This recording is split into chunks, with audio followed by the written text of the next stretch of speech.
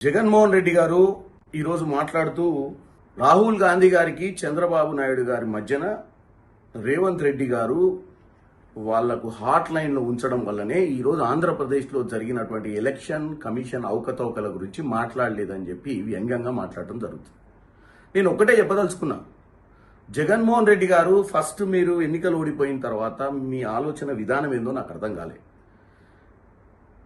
Already Chandrababu Naidu గారు ఈ 18th లోక్సభను కాపాడడానికి ఎన్డీఏలో జాయిన్ అయ్యి ఈరోజు 270 దాటడానికి ఈరోజు పవర్లో ఉండడానికి కారకులు. మీరు ఎవరినన్నా బ్లేమ్ చేస్తే మీ రాష్ట్రంలో ఏమైనా తప్పులు జరిగి మీరు ఓడిపోవడానికి కారణమైతే ఎలక్షన్ కమిషన్ ఆఫ్ ఇండియా మీరు బ్లేమ్ చేయాల్సింది నరేంద్ర మోడీని, అమిత్ షా గారిని.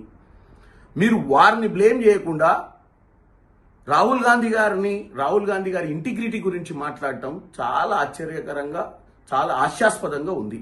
తెలుగు రాష్ట్ర ప్రజల్ని తప్పుతో పట్టించే విధంగా మీరు మాట్లాడి రాహుల్ గాంధీ గారి ఇంటిగ్రిటీ గురించి మాట్లాడే అర్హత మీకు లేదు. ఎందుకంటే రాహుల్ గాంధీ గారే ప్రధానమంత్రి కావాలనుకుంటే 2004-09లో ఆయన ఆపేవాడే లేకుండే.